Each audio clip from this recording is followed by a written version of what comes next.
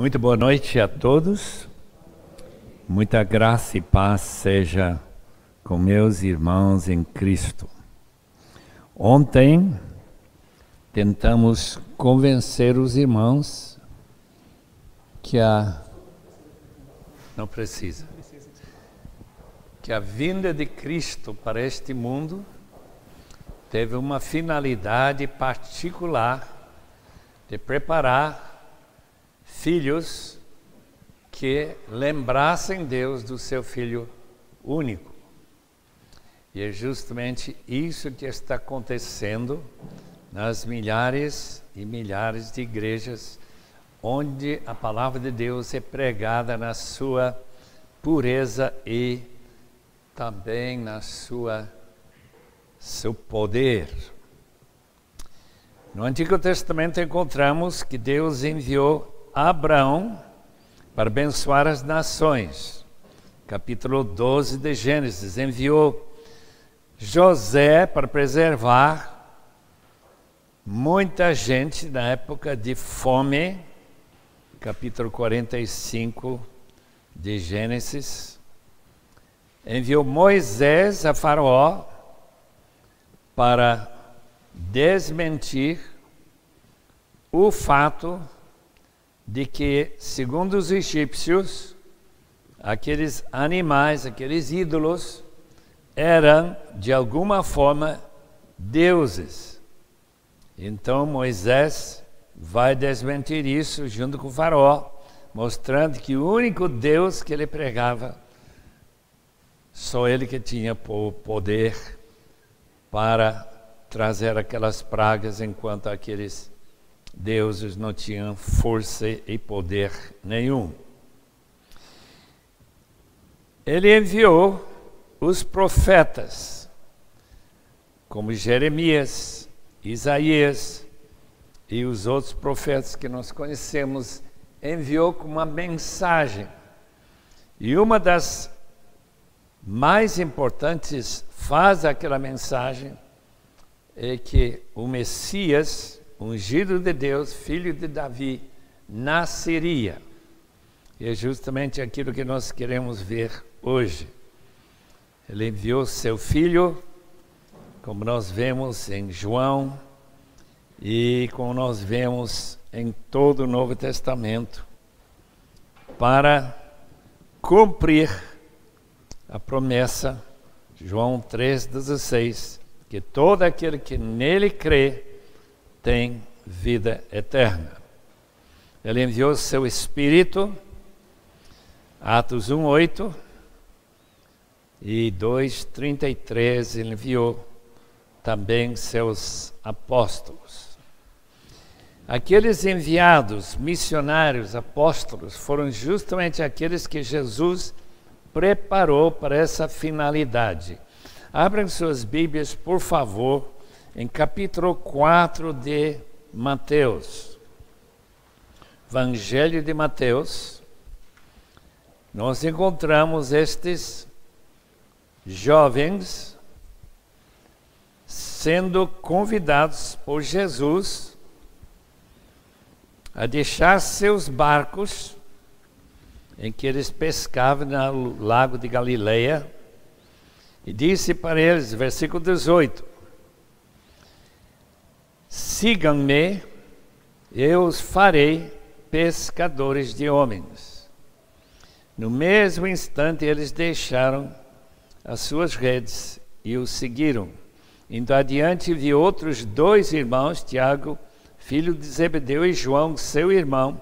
Eles estavam no barco com seu pai Zebedeu, preparando as suas redes. Jesus os chamou e eles, deixando imediatamente seu pai e o barco, o seguiram.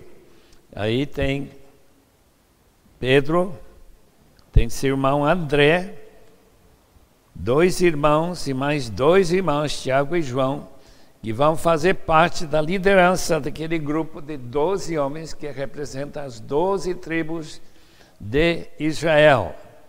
E assim Jesus prepara eles para pescar homens.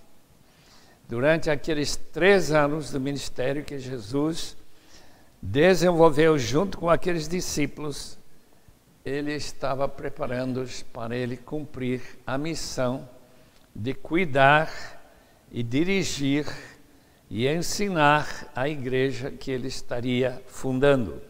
Capítulo 16, versículo 18. Tu és Pedro, sobre esta pedra edificarei a minha igreja. Então, essa igreja que foi fundada naquela época é a mesma igreja que nós temos em São Paulo hoje e que a qual igreja nós pertencemos. A igreja é uma só, porque se os irmãos olharem para o capítulo 2 de João, quando ele purificou o templo, isto é, limpou o templo, tirou os comerciantes, ele diz no versículo 16, aos que vendiam pombas aí, tirem essas coisas daqui, cambistas com moedas que ele espalhou no chão, aqueles que estavam vendendo animais com uma corda, expulsou todos do templo. Isto é, aquela área grande que tem lá em Jerusalém ainda hoje. Tirem essas coisas aqui, parem de fazer da casa do meu pai um mercado, porque essa casa do pai é justamente aquilo que vai ser feito por Cristo, construído por Cristo, no versículo 19. Destruam este templo e eu o levantarei em 3 dias. Que templo é esse? O próprio texto explica no versículo 20. Este templo levou 46 anos para ser edificado e o Senhor vai levantar em 3 dias, mas o templo do qual ele falava era seu corpo. Todo mundo sabe aqui que o corpo de Cristo é uma referência à igreja de Cristo. Onde quer que se levanta a igreja, em qualquer cidade, povoado do mundo, onde tem reuniões, lá no meio está Jesus. Em outras palavras, uma extensão do corpo de Cristo que foi levantado naqueles 3 dias através da ressurreição de Cristo. Como que é isso? Os judeus não entenderam nada que ele falou aqui. Como que em 3 dias ele levanta aquilo que nem tinha terminado em 46 anos, com muito dispêndio e muita gente trabalhando.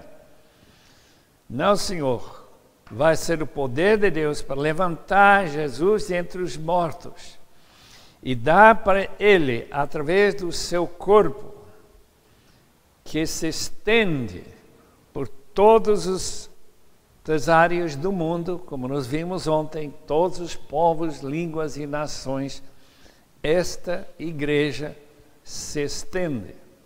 E são extensões de Cristo através do seu Espírito, o Espírito Santo de Deus. Dá uma olhada em capítulo 14 de João e versículos 1 e 2. João 14, versículos 1 e 2. Não se perturbe o coração de vocês. Os discípulos estavam muito perturbados porque Jesus estava dando a impressão que nessa mesma noite alguma coisa terrível ia acontecer. E que Judas, que ele identificou no capítulo anterior, ia traí-lo. Creem em Deus, creem também em mim. Na casa do meu pai, a mesma casa que ele fala em capítulo 2, versículo 16. Nessa casa há muitos aposentos, muitas suítes, muito lugar para a gente ficar como se fosse um hotel. E que ele identifica então é que esta casa do Pai, que vai ser levantado em apenas 3 dias, é uma casa composta de muitos aposentos. onde o povo de Deus, que crê em Deus e também crê em Jesus, vai se reunir, glorificando a Deus e como extensão do próprio corpo de Cristo que seria levantado naqueles 3 dias. Quando, portanto, a Igreja de Cristo se reúne em São Paulo, em milhares de igrejas que existem nesta grande metrópole, nós temos aposentos onde pessoas reúnem. A própria palavra eclesia no original significa reunião, congregação, assembleia, estar reunido em todos aqueles locais, exatamente como extensões do corpo de Cristo. Como que sabemos disso? Só pelo fato de que Jesus declarou aquilo que Paulo também vai declarar em 1 Coríntios capítulo 3. Capítulo 13, versículo 16 de 1 aos Coríntios. Não se enganem. 3,16. Vocês não sabem que são santuário de Deus, ou templo de Deus, e que o Espírito de Deus, o Espírito de Cristo, que é o mesmo Espírito que procede do Pai e do Filho, habita em vocês. Se alguém destruir este santuário de Deus, Deus o destruirá, pois o santuário de Deus que vocês são é sagrado. Em outras palavras, nosso relacionamento com a Igreja de Cristo é necessário, é fundamental e, pela graça de Deus, é algo que, com sua vitalidade, vai aumentando, na medida que todos os dias, na média de 70 mil novos crentes se convertem para acrescentar a este templo universal de todos os crentes, como também da igreja local. Portanto, em todas as partes do mundo que eu tenho visitado, e visitado igrejas na Alemanha, visitado em Singapura, em Japão, em vários lugares que a gente tem tido esse privilégio, na Bolívia, onde foi criado, esses templos são esses aposentos que estão relacionados diretamente com o corpo de Cristo, e que em capítulo 6 desse mesmo carta de Paulo aos Coríntios, ele vai dizer: vocês não sabem que vocês são corpo de Cristo. O capítulo 12, versículo 13, que são corpo de Cristo, batizados todos num só corpo. Então esse corpo e a casa correspondem à mesma coisa, são sinônimos, linguagem distinta para descrever a maravilha da igreja.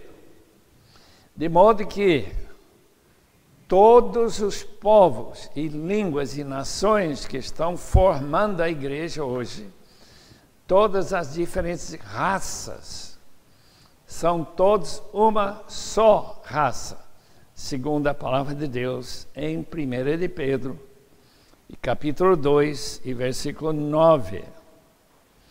Abram suas Bíblias para esse importantíssimo texto, que diz o seguinte: 1 Pedro 2, versículo 9. Vocês, porém, são 5 províncias da Ásia Menor, lá, Ponto, Galácia, Capadócia, Bitínia e Ásia. 5 províncias são uma só raça. Versículo 9. Geração eleita, sacerdócio real, nação santa, povo exclusivo de Deus, para anunciar as grandezas daquele que o chamou das trevas para a sua maravilhosa luz.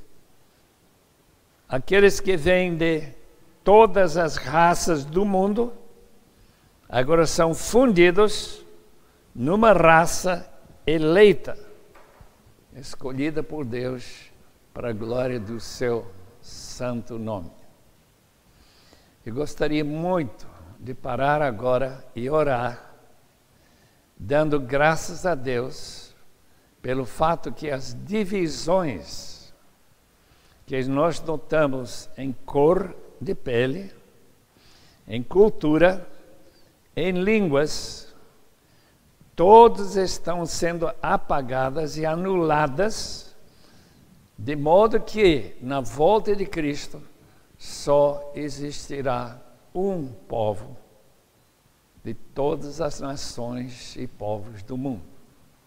Não haverá nenhuma possibilidade de desprezar alguns por serem um povo inferior e de outra cor do que a nossa. E por outro lado, nós não podemos nos orgulhar de ser melhores do que os outros. Senhor amado, eu quero te agradecer nesta noite o imenso privilégio de ter tua palavra, que tão maravilhosamente mostra qual é a missão que tu tens dado à tua igreja. E percebemos que essa missão está diretamente ligada à destruição do templo em Jerusalém, que era um templo que teria que ser visitado 13 vezes por ano. E agora, um templo com seus muitos aposentos, reunindo em milhares e centenas de milhares de locais, casas, galpões, templos de todo tipo, e debaixo de árvores, que em todos esses lugares tu estás no meio de tua igreja. Tu estás identificado com teu Espírito no meio dessas igrejas. E que tu estás aqui conosco, dando-nos o imenso privilégio de poder abrir tua sagrada e inspirada palavra para nós estudarmos e conhecermos esta realidade chamada missões. Seja conosco esta noite, não nos deixe, Senhor, perder o foco, mas manter sempre o fato em mente que um dia a plenitude dos gentios chegará e também o teu povo escolhido, filhos na carne de Abraão, vão também reconhecer seu Messias e assim chegaremos ao fim. Em nome de Jesus. Amém.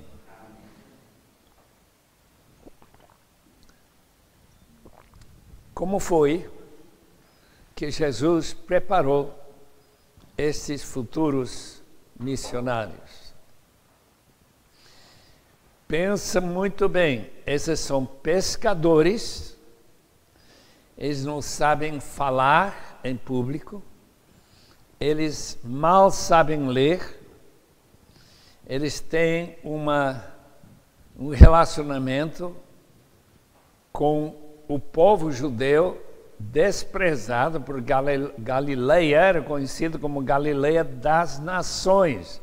Em outras palavras, é uma Galileia contaminada, com um povo rejeitado por Deus. Então Jesus vai justamente para lá para escolher seus futuros missionários. Como que eles vão ser preparados para serem enviados com Jesus e por Jesus? Abrem suas Bíblias em Marcos capítulo 8. Marcos 8 é um texto especialmente preparado por Pedro, que foi o assessor de Marcos, na escrita deste Evangelho. Capítulo 8 de Marcos começa com, logo que eu chegar lá, eu estive no livro errado aí, Marcos 8, com a segunda multiplicação de pães. Os irmãos vão lembrar que o problema que os discípulos têm é não sentir compaixão pelos famintos. Naqueles dias, outra vez reuniu a grande multidão, visto que não tinham nada para comer. Jesus chamou os seus discípulos e disse-lhes: tenho compaixão dessa multidão, já faz 3 dias que eles estão comigo e nada têm para comer. Se eu os mandar para casa com fome, vão desfalecer no caminho. E os discípulos, qual é a atitude deles?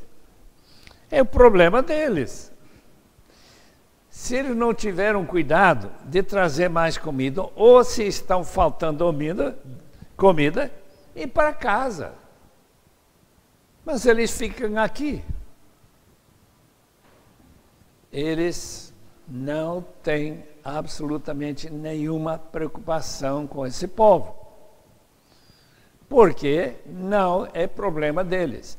Qual é o problema de missões principal? Que esse povo que está morrendo hoje, 200 mil pessoas morrendo sem nada de conhecimento de Cristo. Condenados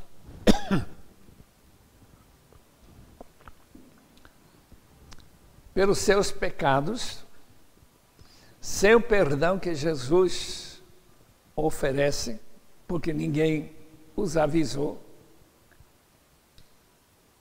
E quem está chorando por isso?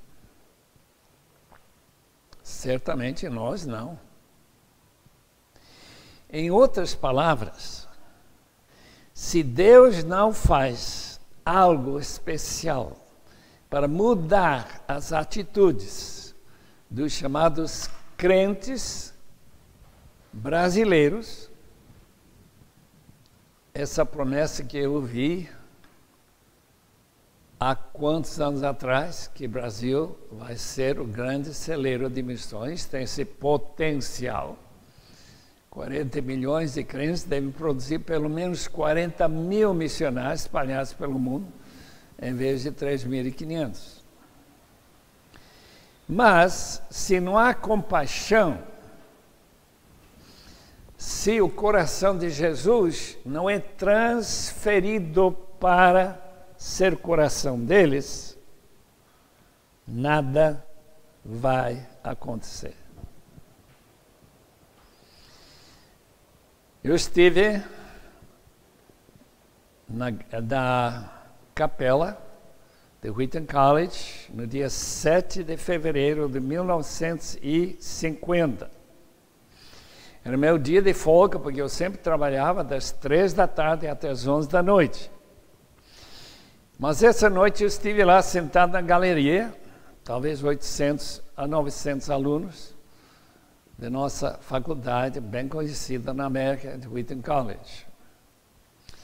Naquela noite, o pastor Ed, que era o pregador escolhido pelos, chamado Semana Evangelística, Semana de Pregação, tanto no outono como também na primavera. Em fevereiro era da primavera. E, em vez de ele pregar essa noite, ele simplesmente passou o microfone para uma moça lá, não sei quem foi, e ela começou a falar. E quando ela terminou, depois de uns 3, 4 minutos, outra pessoa apareceu e depois uma fila começou a se formar. Todos querendo falar. E a gente diz, mas será a vontade de Deus parar e dizer, não, vamos ouvir a mensagem que Deus tem para nós. Mas o pastor, acho dirigido pelo Espírito, acho melhor deixar aqueles alunos falarem. E enquanto eles falavam, a gente começa a sentir, quando se viu as lágrimas começaram a aparecer, e pessoas pedindo perdão, e pessoas dizendo que Deus está me falando, que Ele quer que eu seja o missionário fora do país, transcultural, que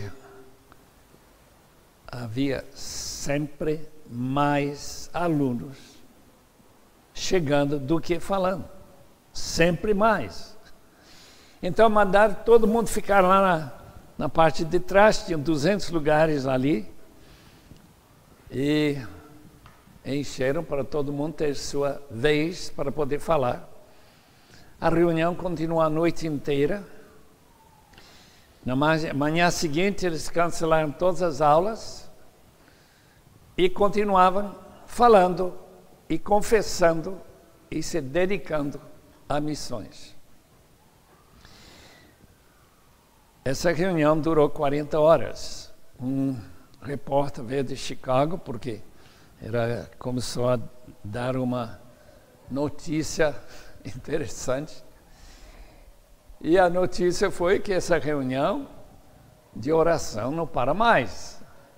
Ele veio com certeza para debochar ou falar alguma coisa, porque é muito engraçado uma reunião que não acaba, né? Mas, coitado, ele se converteu. Não estava esperando isso, não. Quer dizer, Deus estava fazendo uma coisa extraordinária. Richard Owen Roberts, no seu livro sobre avivamento, diz que avivamento é sempre uma obra extraordinária. Tem obra ordinária e tem obra extraordinária. O que tem que acontecer com esses discípulos é uma obra extraordinária. E nada mais claro do que no capítulo 8. Qual é o problema e o que Deus vai fazer para transformar estes pescadores de peixes, aqueles que estão interessados naquilo que podem vender no mercado e aquilo que eles podem ganhar e oferecer como sacrifício para a glória de Deus. Continuando, capítulo 8 de Marcos. Os discípulos distribuindo aquilo que Jesus tinha preparado, quebrando esses 7 pães e peixes, para que todos tenham suficiente para se fartar, versículo 8. E ajuntaram 7 cestos cheios de pedaços que sobraram, cerca de 4.000 homens estavam presentes para comer esse lanchezinho de um rapaz. Os fariseus vieram e começaram a interrogar a Jesus. Para pô-lo à prova, pediram-lhe um sinal do céu. Essa ideia de dar comida para 4.000 homens, além de milhares de mulheres e crianças, não era suficiente para eles. Eles querem ver mais. Jesus suspirou profundamente e disse: porque essa geração pede um sinal. Eu lhes afirmo que nenhum sinal lhes será dado. Então se afastou deles, voltou para o barco e foi para o outro lado. No texto paralelo, em Mateus 16, o sinal que Jesus prometeu foi o sinal de Jonas. Isto é, aquele homem que tinha por todas as esperanças, tinha morrido na barriga daquele peixe, vai sair vivo. A mesma coisa que aconteceu com Jesus no túmulo de José de Arimateia. Morreu e ressuscitou. Esse é o sinal que vai ser ou salvadora ou condenatória. Continuando. Jesus, então, fala para os discípulos porque Marcos está interessado particularmente no treinamento de missionários. Como que esses missionários vão poder servir a Deus se eles não mudarem radicalmente? Então ele adverte sobre o grande problema do levedo, fermento dos fariseus e dos herodianos. Estejam atentos e tenham cuidado, versículo 14b, com o fermento dos fariseus e com o fermento de Herodes. Eles discutiam entre si, dizendo, porque não temos pão, nós também não trouxemos pão. Percebendo a discussão, Jesus já perguntou, por que vocês estão discutindo sobre não terem pão? Ainda não compreendido, nem percebem, o coração de vocês está endurecido, vocês têm olhos, mas não veem, têm ouvidos, mas não ouvem, não se lembram, quando eu parti os 5 pães para os 5.000, quantos cestos cheios de pedaços vocês recolheram? 12 responderam eles.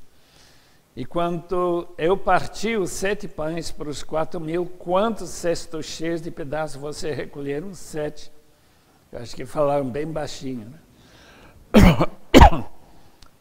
Ele lhes disse, vocês ainda não entendem. Quais os problemas dos discípulos?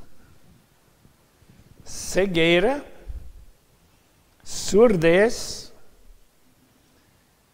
como aquele gago do capítulo 7, porque isso também faz parte da mesma série de eventos e milagres que Jesus está operando para mostrar as mudanças que os discípulos têm que passar. E seu coração sem compaixão. Que será necessário para mudar o coração brasileiro? Este milagre que agora Marcos conta, não aparece em nenhum outro evangelho, somente aqui. Justamente no ponto climático em que Jesus disse, vocês têm olhos e não veem. Vocês não têm coração para lembrar o que foi feito de milagroso. Vocês acham que sempre vão ter que depender de seus próprios recursos, que nesse caso, por ter esquecido de trazer pão, não tem nada, a não ser um pão para 13 homens. Agora o milagre. Capítulo 8, versículo 22. Eles foram para Betsaída. Eu já passei por lá, agora é só ruínas. E algumas pessoas trouxeram um cego a Jesus, suplicando-lhe que tocasse nele. Ele tomou o cego pela mão, levou para fora do povoado.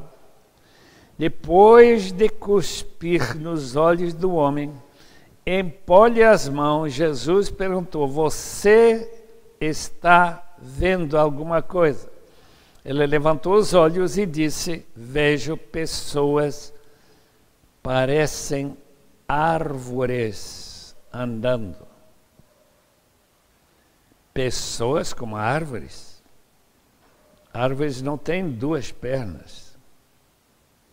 Quer dizer, ele viu movimentação, mas ele não viu nada de detalhe. Ele não viu nada da realidade. Mais uma vez, Jesus colocou as mãos sobre os olhos do homem, então seus olhos foram abertos e sua vista lhe foi restaurada. Ele via tudo claramente. Jesus mandou para casa dizendo, não entre no povoado. O que esses discípulos precisam? O segundo toque. Eles já tiveram um toque. Mas esse toque deixou a coisa muito embaçada, incapaz de ver qualquer coisa realmente que identifique árvores como pessoas. E, portanto, merecedores de compaixão. Resultado, a confissão de Pedro e sua tentativa para barrar Jesus sofrer na cruz. A mesma ideia que Satanás também teve. Por isso que Jesus diz, arreda Satanás. Fique longe de mim, porque tu não pensas do jeito que o missionário tem que pensar. Irmãos, esse segundo toque é uma referência à ressurreição e à vinda do Espírito. Destrua esse templo e em 3 dias o levantarei. E esse novo templo é um templo que tem toda a sua vitalidade dependendo do Espírito Santo de Deus. No dia de Pentecostes, este homem que negou a Jesus 3 vezes, que está por trás desse livro de Marcos, não tem medo nenhum de multidão imensa que criou tanta inveja e que com certeza ia levar Pedro e os outros discípulos para serem crucificados como Jesus foi. Mas ele não tem medo. Me lembra desse pregador puritano que estava sendo enforcado.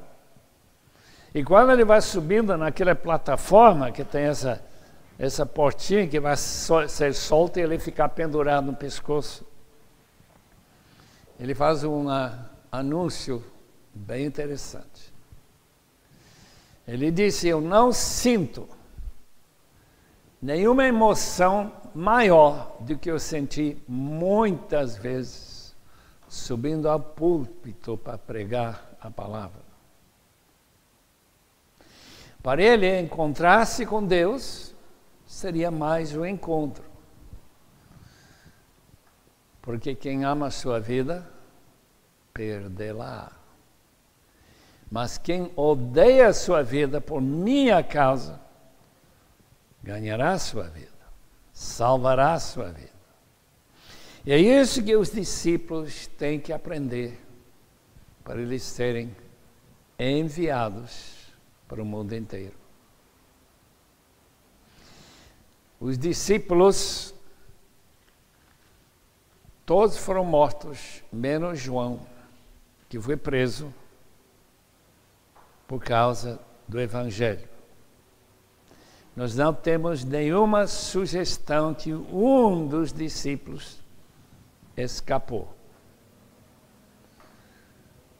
Eu estive em Madras, na Índia, eles apontaram um lugar onde Tomé foi morto, com lanças, passando o coração deles.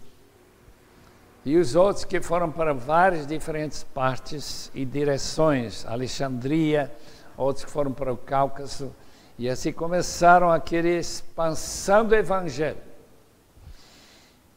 E estranhamente, muita gente chegou à conclusão, depois daquele empurrão missionário, que o mundo já tinha sido evangelizado, que eles podiam então se acomodar. Portanto, quando Constantino, 313, vai dar para a igreja, que tinha crescido com tanta rapidez e com tanta força, agora, em vez de continuar nessa direção, se torna uma igreja, como tantas igrejas do mundo hoje, uma igreja acomodada. Pensando exatamente como o mundo pensa. Dinheiro que eu ganho, tem que comprar uma casa, tem que comprar um carro. Dinheiro para missões, só depois. E aquele depois nunca aparece. Portanto, o que Jesus ensina em Marcos 8 é que tanto missões como a própria Igreja de Cristo precisa ter a mesma compaixão que Jesus teve.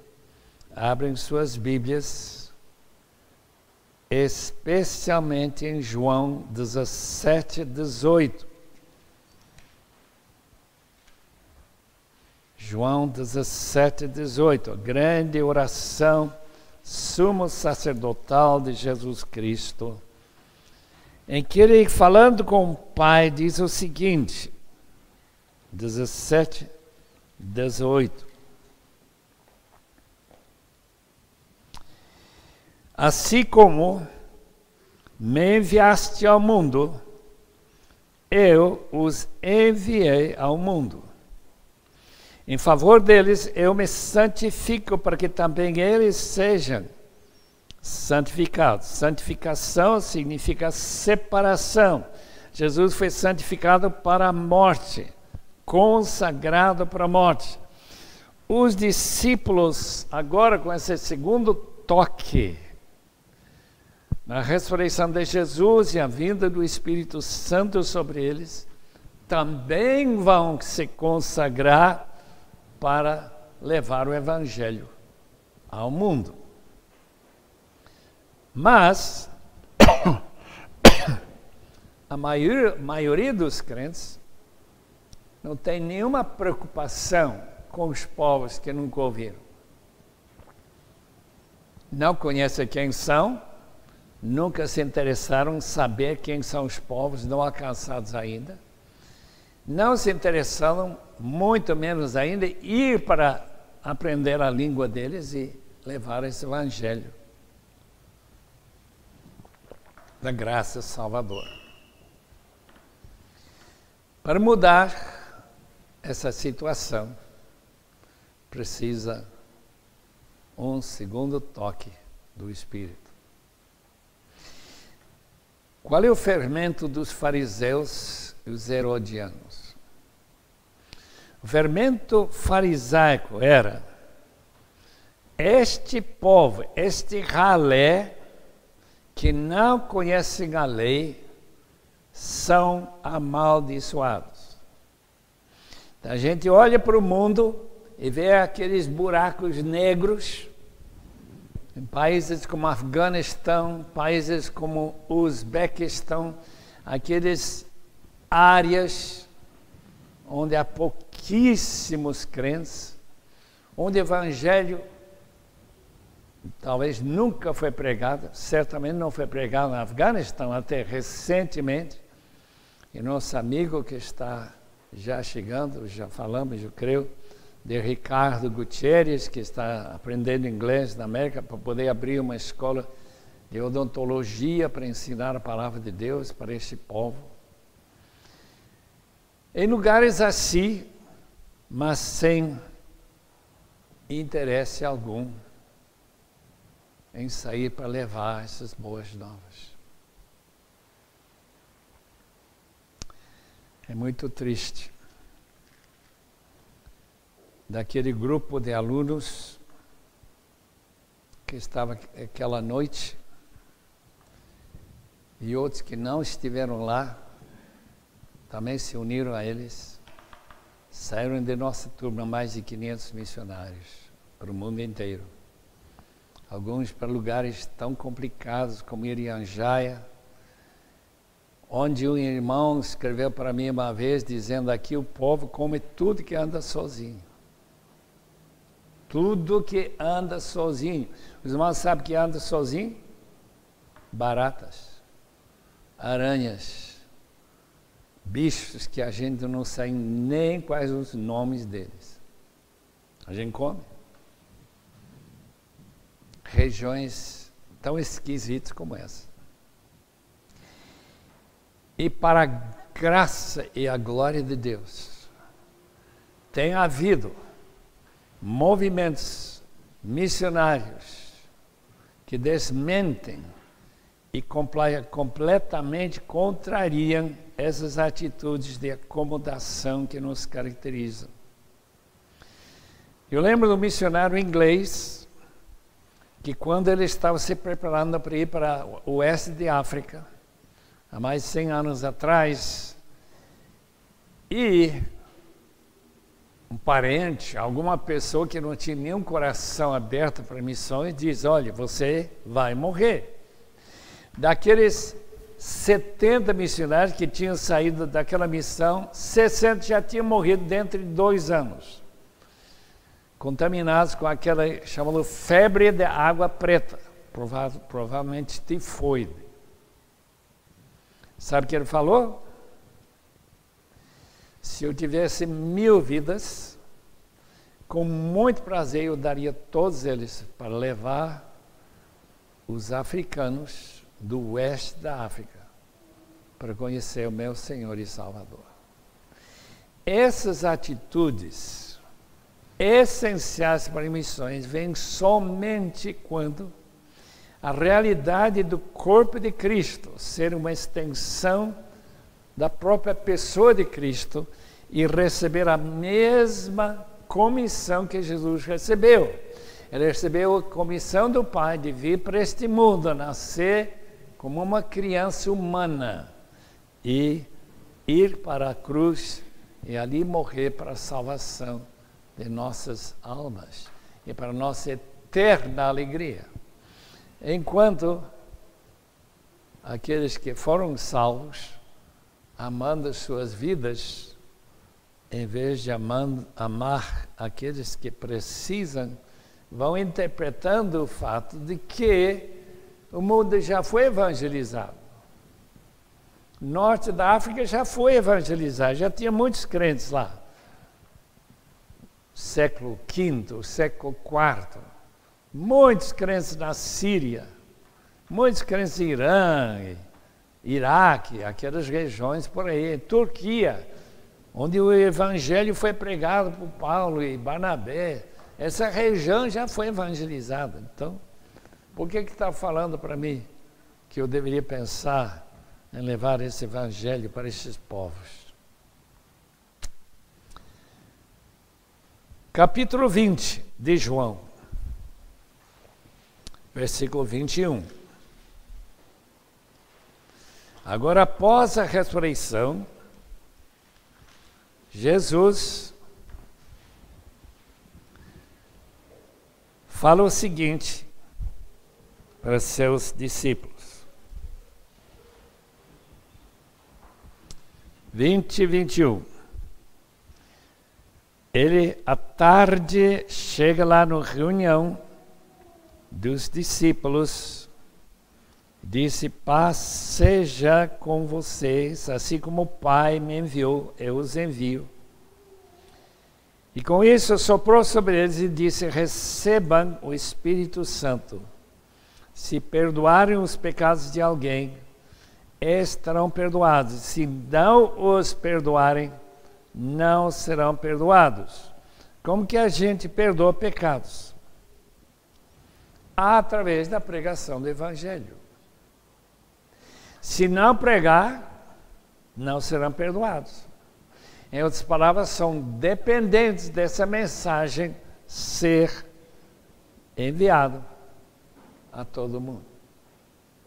Podemos ter certeza que aqueles que vão ser condenados eternamente hoje, que morreram sem ter ouvido a palavra, que a culpa realmente é nossa, a Igreja de Cristo acomodada. Cristo foi enviado 2 vezes mencionado aqui em João. Em Mateus, a grande comissão dos discípulos, em capítulo 28, como todo mundo conhece, começando a leitura no versículo 16, os 11 discípulos foram para Galileia, para o monte que Jesus lhes indicara, monte que não tem nome. Quando viram, adoraram, mas alguns duvidaram. Então Jesus aproximou-se deles e disse: foi-me dado toda a autoridade nos céus e na terra. Portanto, vão e façam discípulos de todas as nações, batizando-os em nome do Pai, do Filho e do Espírito Santo, ensinando-os a obedecer a tudo o que eu lhes ordenei. Eu estarei sempre com vocês, porque fazem parte do corpo de Cristo, até o fim dos tempos. Foi-me dada absoluta autoridade nos céus e na terra. O Pai, então, transfere sua autoridade como Pai ao Filho.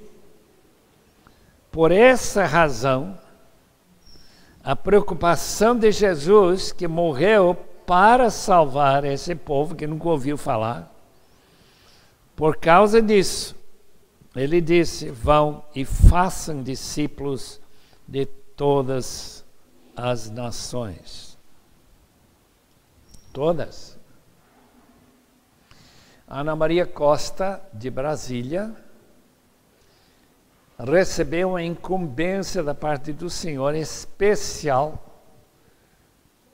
de preparar missionários para chegar nos povos não alcançados. Esses povos que nunca tiveram chance que nós tivemos. Como que ela vai saber onde estão esses povos? Graças a Deus, no último século, século XX, foi catalogado todos os povos identificáveis como distintos no mundo inteiro. Em volta de 12 mil. Então, entre aqueles povos que já foram alcançados, tem pelo menos uma igreja, tem alguns crentes que podem evangelizar na sua própria língua e espalhar as boas novas, que eles podem então levar essa boa nova de Cristo aos seus compatriotas. Mas tem outros povos que não podem fazer isso porque eles não têm nenhum crente conhecido. É justamente esse povo que Ana Maria Costa e a missão AMID está com foco de buscar e trazer para Cristo. Podemos orar por ela, podemos até se interessar, procurar pela internet, AMID, e se candidatar ou levar qualquer pessoa que conhece, que quer se candidatar para servir a obra do Senhor no mundo de não foi alcançado. A pergunta-chave é esta palavra: autoridade. Eu não sei se nós cremos que Jesus realmente tem autoridade para mandar quem Ele quiser para qualquer campo do mundo inteiro. Não sei. Eu sei de uma coisa, que quando a gente está dirigindo nessa cidade, a gente sempre fica atento pelo fato que nós temos, só nesses últimos anos, eu lembro muito bem quando Paulo não tinha radar nenhum, que existem aqueles aparelhos, às vezes chamados de pardal, que estão de olho no seu carro. E se você ultrapassa alguns quilômetros por hora, você vai receber uma notinha no correio que você está com uma dívida com a prefeitura. Todo mundo sabe disso. E de lá para cá, a coisa mudou. Por causa de um princípio chamado autoridade. Se o governo da cidade não tivesse autoridade, e se não tivesse nenhuma maneira de cobrar, não haveria nenhuma sanção, não havia nenhum perigo em ultrapassar. Como eu lembro tão bem essas placas com os números que ninguém prestava nenhuma atenção, simplesmente estava lá como decoração. Que a gente não dá autoridade quando não há castigo. Castigo muda tudo. Mas como a gente não tem nenhuma ideia ou ameaça de ser enviado para o inferno por não ter ido para o campo missionário, a gente diz, então, deixa para os outros. Eu tenho outros interesses, eu quero passar o vestibular, eu quero ganhar mais dinheiro e assim por diante. Lá para as idas de 1887, o irmão chamado George Wishart dobrou os joelhos para dizer, Senhor, faça de novo o que ele tinha feito lá perto da data de 1812, quando 5 jovens se dedicaram a se consagrar para missões pela primeira vez. E pela primeira vez saiu um missionário para o campo estrangeiro da Índia, chamado Adoniram Judson. Espero que na mesa tenha a biografia dele, escrita por Dr. John Piper.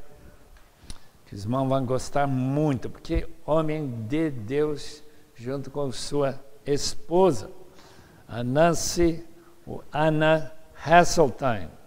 Não sei se eu trouxe aqui, eu acho que está em algum lugar aqui, a carta que ele escreveu para o pai dela. Isso. Os irmãos que nunca leram vão ficar impressionados com esse livro. Aqui tem a carta que ele escreveu logo antes de ele sair, em 1812. Agora eu tenho que lhe perguntar se o senhor consente que parta para sua filha, com sua filha no início da próxima primavera, e não vê-la mais nesse mundo. Se consente na partida dela, em sua sujeição às dificuldades e sofrimentos da vida missionária. Se o senhor consente que seja exposta aos perigos do oceano, à influência fatal do clima do sul da Índia, e todo tipo de privação e angústia, a degradação, a insulto, perseguição, e talvez a uma morte violenta, o senhor pode consentir com isso? Tudo por causa daquele que deixou sua casa celestial, morreu por ela pelo Senhor, por causa de almas imortais perecendo, por causa do Sião e pela glória de Deus. O Senhor pode consentir com tudo isso na esperança de logo encontrar sua filha no mundo da glória, com a coroa de justiça iluminada com as aclamações de louvor que devem ressoar dos pagãos salvos por seu Salvador, salvos por meio dos recursos dela, da angústia e desespero eternos. Ela faleceu sem mais ver o seu pai, voltando para tentar recuperar a saúde depois de 18 anos na Birmânia, porque eles não foram permitidos ir para a Índia. Irmãos, quando esse George Wishart, junto com Roberto Speer e John Mott, se juntaram para formar o chamado Movimento Estudantil Missionário e prepararam a folha de exclusão. O que é uma folha de exclusão? 10 palavras que declaram: eu vou para o campo missionário ao não ser por esse motivo.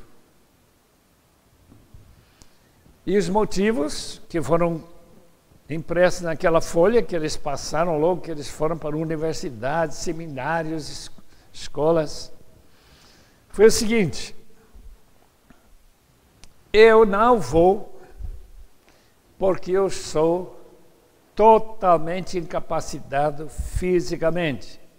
Eu vivo em cadeira de roda e na cama. Número 2, aquele que está mandando não é meu chefe, portanto não tem autoridade sobre a minha vida. Número 3, eu preciso pensar muito antes de tomar uma decisão tão séria como essa. Eu acredito que 20 anos daria para pensar suficientemente. Número 4, já pensei 20 anos e ainda não cheguei à conclusão. Eu espero que me dê mais 20 anos. Desse jeito, ele não teria nenhuma chance de ir para o campo missionário. E outro vai colocar aí, eu tenho a minha passagem já comprada no navio que sai de Jope para Tarsis amanhã, às 17 horas. Portanto, não posso perder esse navio. Os irmãos estão percebendo que, como folha como esse movimento estudantil pegou 100 mil cartões assinados. Eu vou para o campo missionário se Deus não barrar o meu caminho. Daqueles 100 mil, 20.500 de fato pegaram navios, porque na época não havia aviões, 100 anos atrás, e foram para todos os campos imagináveis do mundo. Nunca houve um movimento tão profícuo, tão cheio de gente indo para um motivo: evangelizar o mundo em nossa geração. Eles não tinham pensado que nós agora sabemos bem melhor do que eles, que há muitos povos, mesmo depois de mandar 20 mil missionários, que não foram alcançados. Não tem nenhum crente conhecido no meio deles. Missões, irmãos, é coisa séria.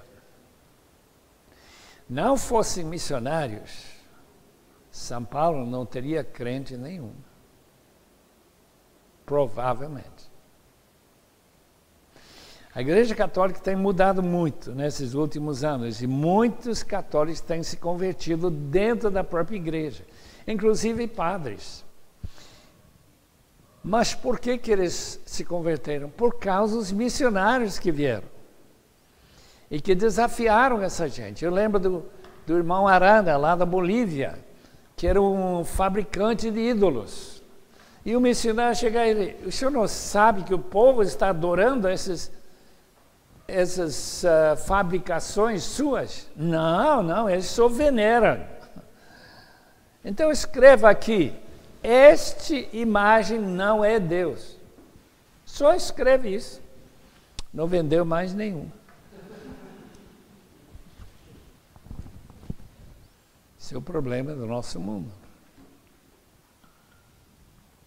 Nossa idolatria não é só católica, é protestante evangélica.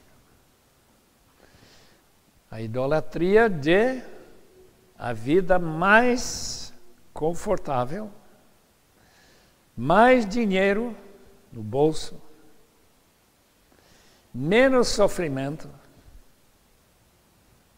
e mais boas escolas, boa proteção para os nossos filhos, para a vida melhor. Resultado, deixa eles perecer. Suas perguntas agora são bem-vindas, são 8h30, vamos 15 minutos de perguntas. E os irmãos que têm alguma dúvida ou observação, se quiserem falar, seu tempo é agora.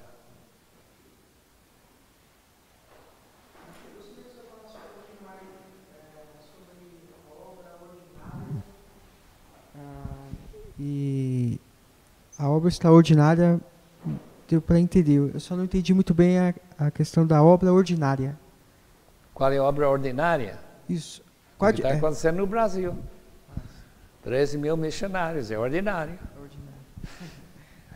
Se fosse uma obra extraordinária, teríamos pelo menos 20 a 30 mil. E todas as igrejas ficarão, que as igrejas evangélicas estariam envolvidas, interessadas em levantar os fundos necessários e sustentar adequadamente, pagando as passagens para levar esse trabalho para frente. Recebi uma notícia hoje que Sat7, não sei se sabe, que tem uma emissora de televisão que tem acesso a uns 100 milhões de pessoas no Médio Oriente, está com um déficit É uma dívida que precisam saldar.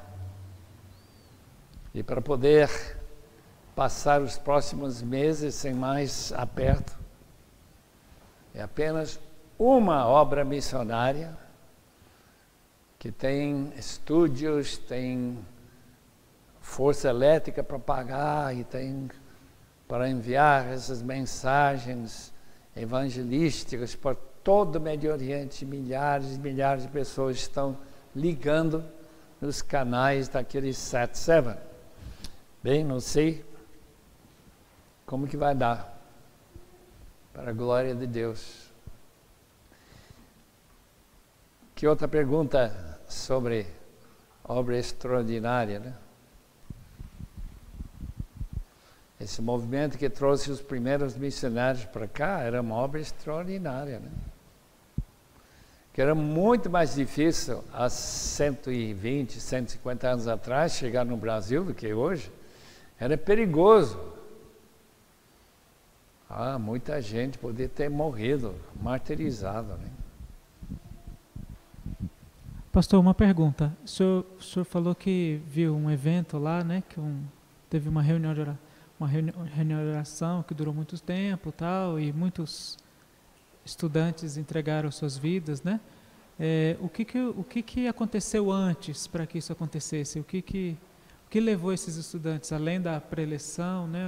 Houve algo que aconteceu antes? Acho que eu vou perguntar a Deus sobre isso mesmo. Não se sabe, né? Com certeza, pessoas orando. Havia um grupo de jovens, inclusive alguns daqueles que foram mortos pelos Alcas, como Jim Elliot, com Ed McCully e outros que estavam reunidos semanalmente para orar em prol de missões. Isso houve. Se foi isso que Deus honrou, né, pela fé daqueles jovens, não sei.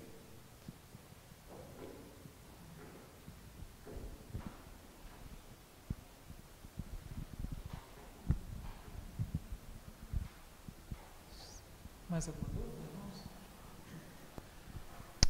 Deixa-me contar mais uma coisa que é muito especial para mim. Eu tive como companheiro de quarto John Stam. John Stam é missionário até hoje. Ele tem um pouco mais idade que eu, em Costa Rica. Ele e a Doris são missionários. O seu tio, mesmo nome, John Stam, foi para o campo missionário nos anos 30. E sua esposa, a Betty, da mesma família, estavam no interior da China quando as forças de Mao Tse-tung cercaram a sua cidade e eles foram presos. Eles receberam a opção de ir para casa negando a Jesus publicamente. Ou, no caso deles não aceitarem essa proposta, eles seriam decapitados. Como eles não aceitaram, foram forçados a tirar as roupas exteriores, forçaram eles a caminhar uma longa distância até uma outra cidade, deixando seu bebê, a Helena, de menos de 1 ano, que foi abandonada, mas foi encontrada por um crente e levado para outros missionários. E os dois foram decapitados. No dia 6 de dezembro de 1934, eu tinha meus 5 anos, acabo de passar por 5 anos, quando essa notícia rodou o mundo, porque era uma coisa extraordinária. E muita gente ficou estimulada a pensar, nesse caso, o que eu estou fazendo? Lá no CEPAL, uns 2, 3 anos atrás, a Daphne apareceu com seus filhos. Ela roda o mundo, disse, eu quero que meus filhos estejam tão prontos para morrer como o filho de qualquer muçulmano, que se suicida em prol de ideais que ninguém entende muito bem por que essa criança vai morrer. Mas eu quero que meus filhos estejam prontos também para morrer assim. Quando essa atitude começa a tomar conta da gente, pode ter certeza que haverá mais candidatos para chegar, especialmente àqueles povos mais complicados e difíceis. O tempo é seu, meu irmão. Muito obrigado, viu, Dr. Shed? Então, realmente é um privilégio para nós termos ele aqui, né? E eu queria agora convidá-los novamente, como fiz ontem, a abrirem as suas Bíblias no livro de Mateus.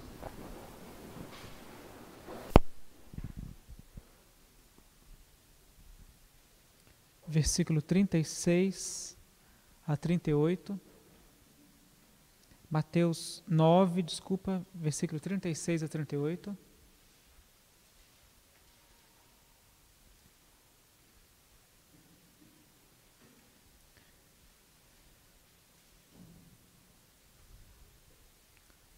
Mateus 9, 36 a 38.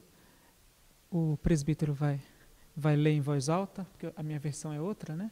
Para que todos leiamos juntos. Mateus 9, 36 a 38. Vendo ele as multidões, compadeceu-se delas, porque...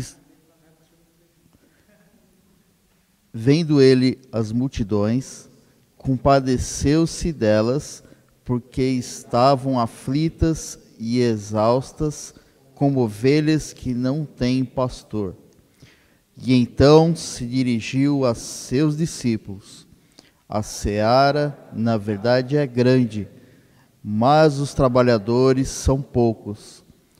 Rogai, pois, ao Senhor da seara que mande trabalhadores para a sua seara. Queridos, o Dr. Shed trouxe uma mensagem de edificação, uma mensagem que estimulou a nossa mente, mas eu espero que tenha aí encorajado o seu coração. Eu queria que nós tirássemos agora um tempinho. Ele fez, durante a sua palestra, ele falou uma frase que me impactou pessoalmente. Ele falou assim: qual o problema de missões? Pelo menos foi assim que eu anotei. Qual o problema de missões? Milhares de pessoas estão sendo condenadas pelos seus pecados, e quem está chorando por isso? Né?